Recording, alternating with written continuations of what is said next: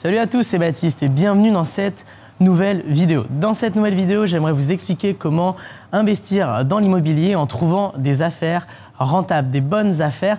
Et c'est bien ce que je vais vous partager au travers de différents conseils et vous partager surtout un processus d'investissement à respecter.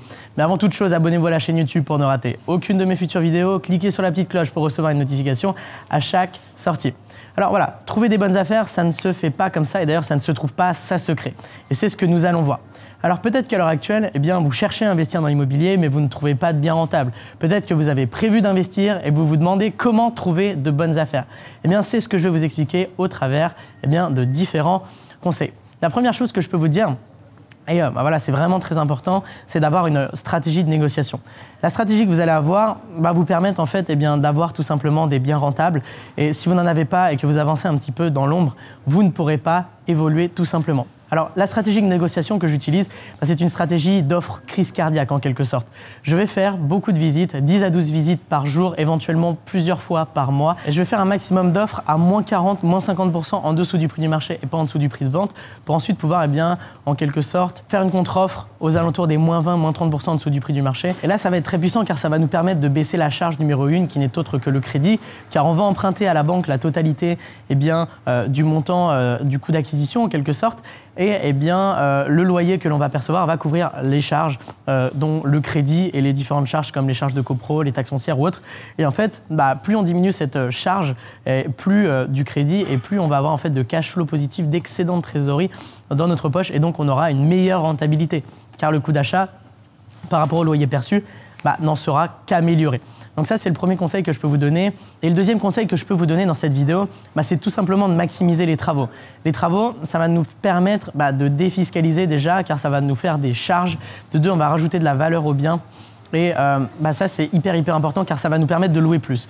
Donc non seulement on aura moins de charges en niveau de la fiscalité, parce qu'on va payer moins d'impôts, et en plus, on va pouvoir gagner plus d'argent, parce qu'on aura des loyers qui seront supérieurs tout simplement. Et ça, c'est vraiment très puissant. Alors voilà, ce premier conseil nous permet de baisser la charge principale qui n'est autre que le crédit. Le deuxième conseil au niveau des travaux nous permet de baisser les charges au niveau de la fiscalité, nous permet d'augmenter de la valeur et donc de louer plus cher. Et le troisième conseil que je vais vous donner au travers de cette vidéo va nous permettre d'augmenter les loyers. Et nous allons du coup remettre en question le mode d'exploitation que nous allons utiliser. Beaucoup de personnes font de la location simple et la location simple n'est plus de mise en 2019. Très clairement, c'est plus forcément intéressant. Moi, ce que je vous conseille, c'est vraiment de faire de la multilocation, typiquement de la division. Vous allez découper un appartement en plusieurs parties pour faire plusieurs espaces de vie et donc percevoir plusieurs loyers sur une seule et même surface. Je vous conseille aussi de faire de la colocation. Vous allez pouvoir louer à la chambre. Et ça, c'est vraiment très puissant aussi parce que vous allez pouvoir percevoir beaucoup plus de rentabilité. Typiquement, sur mes colocations qui se loueraient à 500 € si je les loue en location simple à une seule famille, j'arrive à percevoir 3 fois 380 €, 3 chambres à 380 €, ce qui me fait un peu plus de 1100 €, 1140 € pour être exact. Et j'ai même des colocations à 4 chambres qui me génèrent du coup plus de 1500 € et que je pourrais louer 600, 700 € en location nue. Donc voilà, j'ai plus de 2 fois la rentabilité que j'aurais pu avoir en location simple et ça change clairement tout. Donc voilà, la division, la colocation, les immeubles de rapport, c'est aussi très intéressant parce qu'on va avoir plusieurs espaces de vie mais acheter une seule surface d'un seul coup, donc c'est beaucoup moins cher car il y a moins de concurrence, c'est que des investisseurs. Voilà, il y a plein de raisons, j'en parle dans plein de vidéos, regardez ma playlist investissement immobilier, mais je reviens là-dessus des dizaines, si ce n'est des centaines de fois. Et voilà, on a pas mal de modes d'exploitation. On a la location courte durée qui nous permet du coup de louer à la nuitée, d'avoir des rentabilités 3 à 4 fois plus élevées que ce qu'on pourrait espérer en location simple. Et là, c'est vraiment très puissant. Ensuite, pour le quatrième conseil, je vous conseille réellement d'optimiser votre fiscalité. Et voilà, la fiscalité, très clairement, on peut l'optimiser facilement dès le début en faisant par exemple de la location meublée, ce qui va vous différencier tout de suite des personnes qui font de la location nue, puisque la location meublée vous permet de bénéficier d'abattements fiscaux, vous permet d'amortir votre bien. En fait, il y a 2 régimes différents. Vous avez le réel simplifié et le micro-BIC. Micro-BIC, c'est 50% d'abattement sur les loyers bruts. Et le réel simplifié, c'est tout simplement le fait d'amortir son bien, de pouvoir déduire toutes les charges qui sont liées à l'exploitation de celui-ci. Et ça, c'est vraiment puissant. Et le dernier conseil que je peux vous donner dans cette vidéo, c'est tout simplement de trouver des prestataires performants, des prestataires qui vont du coup pouvoir faire leur mission de manière qualitative. Et ça, c'est vraiment important. Vous allez probablement vous dire, mais tiens Baptiste, c'est quoi le rapport entre avoir des bonnes rentabilités et trouver des prestataires compétents?